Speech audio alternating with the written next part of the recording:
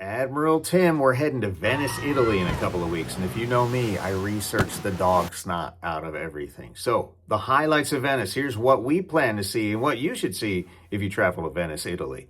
Here's Iggy Nora from NTR. Venice. The name itself inspires images of gliding gondolas, shimmering canals, and ancient palaces reflecting in the water. But this iconic, floating city is so much more than its picture-perfect postcards. It's a place where history whispers from every stone, art adorns every corner, and magic truly feels alive. A brief history of Venice. Venice wasn't supposed to be here. It was a spectacular historical accident, a dazzling 1,000-year-long republic built entirely on a foundation of mud, brine, and audacity.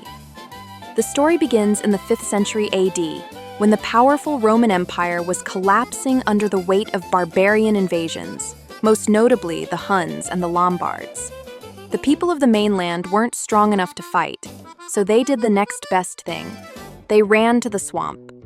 The Venetian lagoon, a vast area of shallow, muddy islands, was a terrible place to live. No roads, no fresh water, and hostile terrain. But that's exactly what made it safe. The invaders, being land armies, refused to navigate the shallow, treacherous waters. The refugees built their homes by driving millions of alder wood piles deep into the clay, which, because they were sealed from oxygen by mud and water, turned into stone over centuries. And that's why Venice still floats. They literally built a city on top of a forest underwater. Once safe, the Venetians realized their strange, watery home was perfectly positioned to control trade between Western Europe, the Byzantine Empire, and the lucrative Silk Road. By the 9th century, Venice had evolved into a self-governing city-state known as the Serenissima, which translates to the most serene republic. The city was governed by an elected leader, the Doge, the highest official and head of state of the Republic of Venice for over 1,000 years, from the 8th century until 1797. The title comes from the Latin word dux, meaning leader, which is also the root for the Italian deuce and the English duke. He lived in the opulent Doge's palace and presided over all state ceremonies, but was a figurehead, a crowned prince subject to law. In its heyday, Venice cornered the market on luxury goods as spices, silk, and precious jewels flowed through its canals. They became infamous for their ruthless trade practices, including an incident in 828 AD where they stole the relics of Saint Mark from Egypt, hiding the body in a barrel of pork to get past Muslim customs. Saint Mark became the city's patron saint, and his winged lion became their enduring symbol. The Venetian arsenal became the largest industrial complex in Europe way before the Industrial Revolution. Its standardized parts and assembly line methods allowed Venice to build and equip a massive warship in a single day, giving them naval supremacy in the Mediterranean. Venice reached its peak wealth and artistic splendor during the Renaissance, filling its palaces with masterpieces by Tintoretto and Titian. However, its decline began as new ocean trade routes, like those discovered by Columbus, made the Mediterranean less relevant.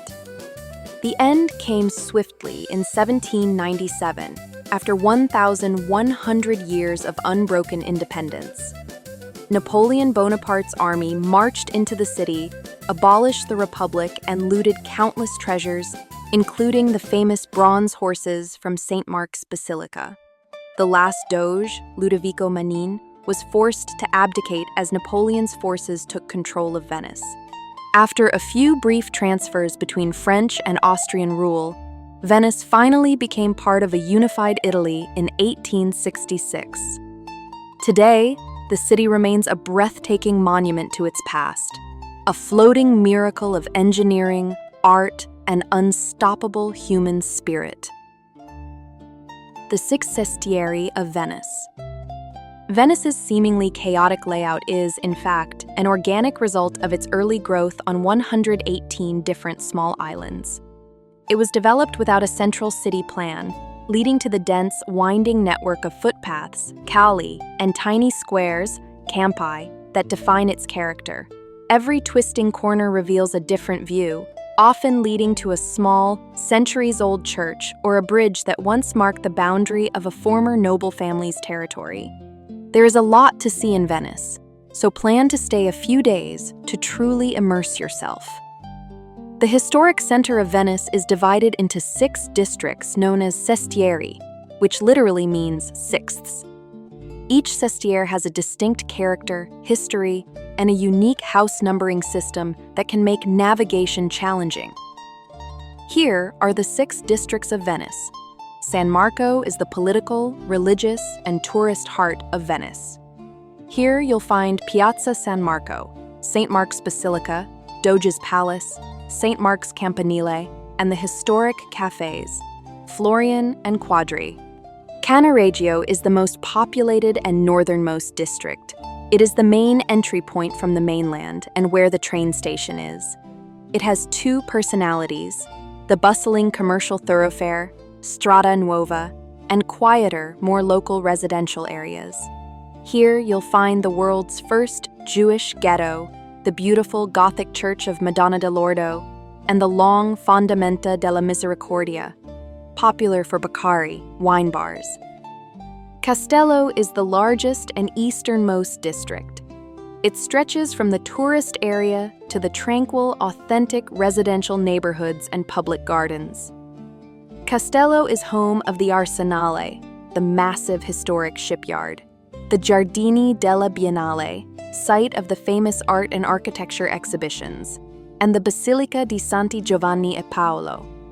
Dorsoduro is known as the Hard Ridge due to its more stable ground. This is the academic and artistic district, filled with students, galleries, and a vibrant bohemian atmosphere. It includes the large residential island of Giudecca to the south. Look for the Gallery dell'Accademia, the Peggy Guggenheim Collection, the magnificent Basilica di Santa Maria della Salute, and the lively Campo Santa Margherita. San Polo is the smallest district and one of the oldest, traditionally the commercial and business center of Venice.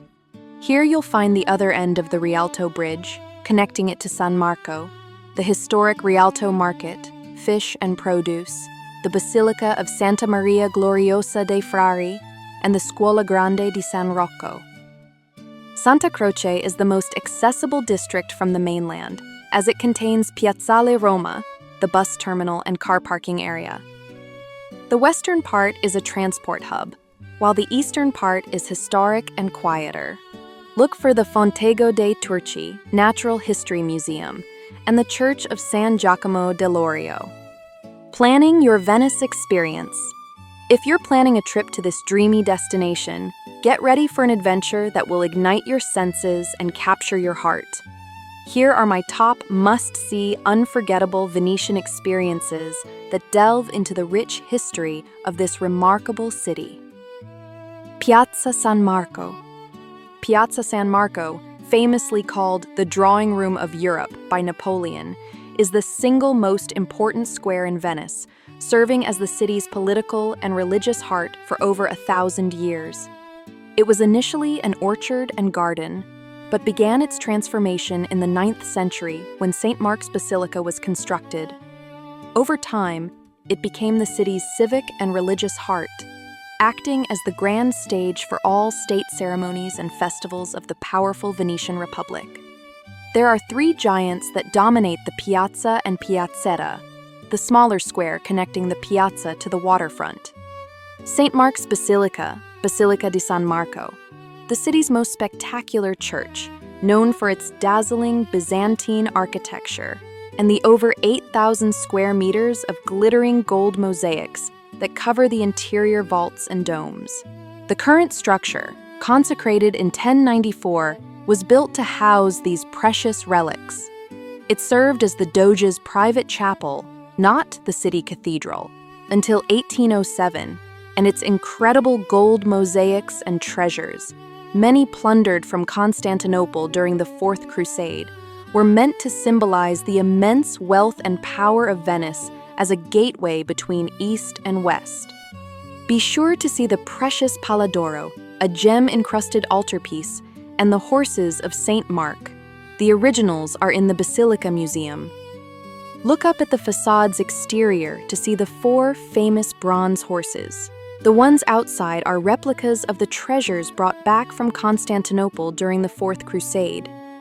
The admission fee for the Basilica costs €3 for main access. There are additional fees for Pala d'Oro, €5, and the Museum Loggia dei Cavalli, €7. The Basilica is generally open from 9:30 a.m. to 5 p.m., but check the official website for variations. Doge's palace, Palazzo Ducale, was the political engine of the Venetian Republic for centuries. First built in 810 AD, it was repeatedly reconstructed after fires. The Gothic masterpiece you see today primarily dates from the 14th century. It housed the Doge's apartments, government offices, the courts and prisons, all under one roof. The palace was the central hub where the Doge, the Senate, and the feared Council of Ten met to rule the vast, powerful maritime empire until its fall to Napoleon in 1797. Tour its incredibly opulent halls, staterooms, and armory. The ticket allows you to walk across the infamous Bridge of Sighs, Ponte dei Sospiri, another of the most famous and photographed landmarks in Venice. This elegant, enclosed Baroque bridge, made of brilliant white Istrian stone, was built between 1600 and 1603 and designed to be a secure, elevated walkway spanning the narrow Rio di Palazzo Canal. It connects the interrogation rooms in the Doge's palace, the old state prison and courtrooms, directly to the Prigioni Nuove, new prisons, across the canal. Its primary function was to transport prisoners from their trial to their confinement, hence the last time they would ever see Venice as free men, which is quite sigh-worthy. Don't miss the exterior colonnade. 2 columns on the Piazzetta facade are made of red marble, marking the place where death sentences were traditionally announced or carried out. Viewing the exterior of the Bridge of Sighs is free, but to actually cross inside, you must purchase a ticket for Doge's Palace. The admission fee runs about €30 for a standard adult ticket and includes Doge's Palace and several other museums. Doge's Palace is generally open from 9 a.m. to 6 p.m., but definitely check the official website for seasonal changes. St. Mark's Campanile, Campanile di San Marco, is a towering 99-meter bell tower and is the tallest structure in the city. Originally built in the 9th century to serve as a lighthouse and watchtower for ships entering the harbor, it reached its full height in 1514 and became the prototype for bell towers across the Venetian Empire. Famously, the entire tower dramatically collapsed in 1902, but miraculously caused minimal damage to the surrounding piazza. The Venetians voted to rebuild it com'era e dov'era, as it was where it was, completing the exact replica in 1912. A quick elevator ride takes you to the top, offering the most incredible 360-degree panoramic views of Venice, the lagoon, and the distant Alps on a clear day. This is where Galileo Galilei demonstrated his telescope to the Doge in 1609. Admission fee is €10, and it's generally open from 9:30 a.m. to 9 p.m. during peak season. Check the official website for variations. Torre dell'Orologio, Clock Tower, is located on the north side of St. Mark's. This early Renaissance clock tower is famous for its large clock face decorated with gold and blue enamel showing the time, phases of the moon, and the zodiac. At the top are the 2 Moors, bronze figures that strike the hour bell. Check the official website for opening times and fees. The Procurati are long, elegant, arcaded buildings, the Vecchi and the Nuova, frame the square. They once housed the offices and apartments of the procurators of St. Mark, the second highest officials in the Republic. Tucked under the arcades are 2 of the world's most beautiful and historic cafes, including Café Florian, which opened in 1720 and is often cited as the oldest cafe in continuous operation in Europe. Stop for a famously expensive coffee or spritz and listen to the live orchestra play. Be prepared to pay a €7 per person surcharge during orchestra performances. Located across the square, Grand Café Quadri offers a similar historic elegance at slightly lower prices. A seated cappuccino can be around €12 at Quadri and upwards of €13.50 or more at Florian. Located in the Napoleonic wing at the far end of the Piazza, opposite the Basilica, Museo Correr provides a deep dive into Venetian history, art, and civilization. Your Doge's palace ticket often includes entry here. Located at the edge of the water, the Piazzetta, don't miss the two columns. Two ancient granite columns hold the statues of the two patron saints, Saint Mark, represented by the winged lion, and Saint Theodore, Venice's original patron saint, standing atop a crocodile. Local superstition warns Venetians never to walk between them, as this was the site of public executions. The Rialto Bridge. A short walk will bring you to the Ponte di Rialto. The Rialto Bridge is the oldest of the 4 bridges spanning the Grand Canal. Ponte di Rialto is located roughly midway between Piazza San Marco and the northern end of the main island. It replaced a series of wooden bridges that had collapsed or burned down, including one with a drawbridge to allow passage for the great sailing ships. A competition to design a permanent stone bridge was held in the late 16th century, which included designs by masters like Michelangelo and Palladio. A man named Antonio da Ponte won the competition, and the current bridge was built between 1588 and 1591. Its audacious single arch was the only fixed crossing point over the Grand Canal for nearly 300 years. The Rialto Bridge connects the districts of San Marco and San Polo. It crosses the Grand Canal at its narrowest point. The bridge is free to cross and is one of the most visited sites in Venice. It is fairly crowded for most of the day, particularly during the peak tourist season, spring through early autumn. The best times to visit for less crowds is in the morning before 10 a.m. or around dinner time. What to know about gondola rides. A ride on a gondola has been a staple of Venetian life since at least the 11th century. By the 17th and 18th centuries, there were thousands of them, serving as the city's primary form of transport. They were originally brightly colored and ornately decorated, leading to such excessive displays of wealth that in the 17th century, a sumptuary law was passed, mandating that all gondolas be painted black to curb aristocratic extravagance.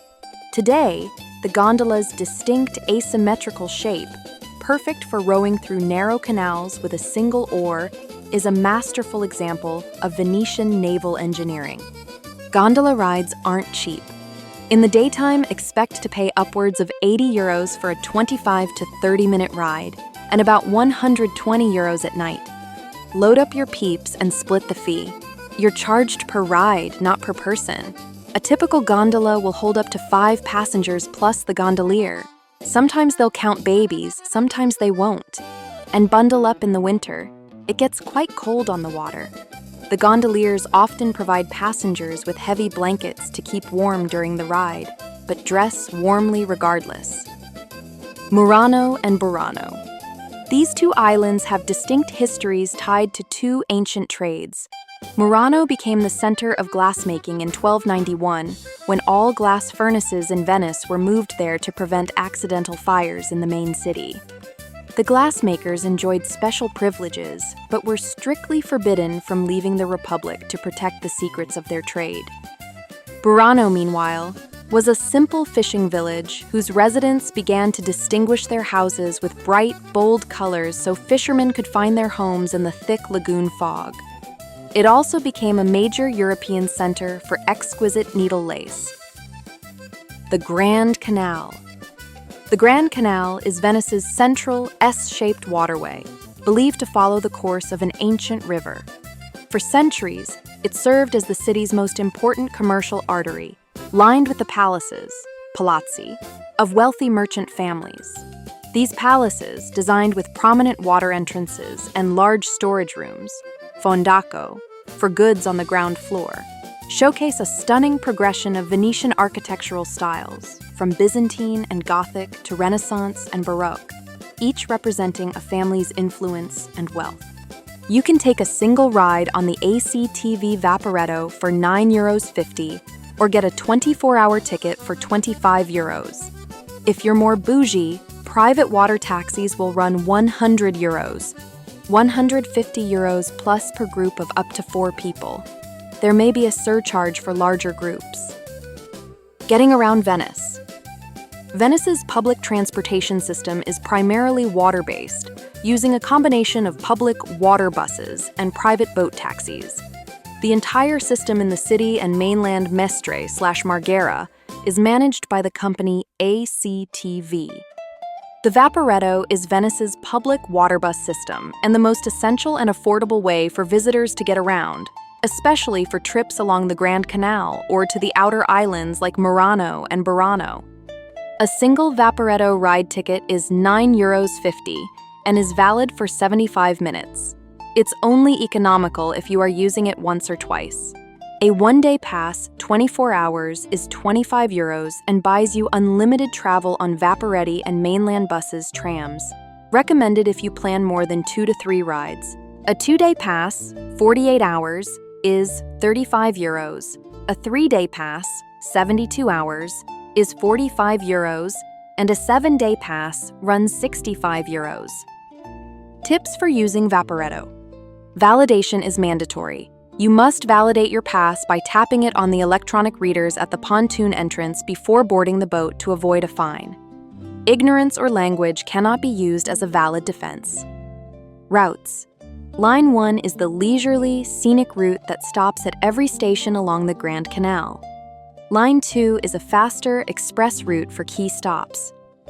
Standard ACTV Vaporetto passes do not cover transport from Marco Polo Airport. The Ali Laguna Water Bus is a private boat service that connects Marco Polo Airport directly to various stops in Venice, like St. Mark's and Rialto. The cost is approximately €15 to €18 for a single one-way ticket. The ACTV Aerobus, bus number 5, is a regular road bus connecting the airport to Piazza Roma, the main bus and car terminal at the edge of Venice. A separate ticket is required, but it's slightly cheaper than the Ali Laguna, often around €10. Water taxis and gondolas, these are private services and are much more expensive, but offer speed and convenience, water taxis, or a unique experience, gondolas. A water taxi or motoscafo is private, direct transport. It typically costs between €100 and €150 per group of up to 4 for a typical journey, like from the airport to your hotel or between districts. If you just need to cross the Grand Canal between Vaporetto stops, look for traghetto signs. These are old, large gondolas rowed by 2 men that shuttle passengers across at fixed points for a nominal fee. A traghetto gondola, referred to as just traghetto, is the secret ride that mostly locals use at €2, cash only, per person. Let us know if you have any tips on what to see or experience in Venice. Enjoy your trip. Funding for NTR comes from Admiral Tim. Please buy his book or subscribe to his YouTube channel.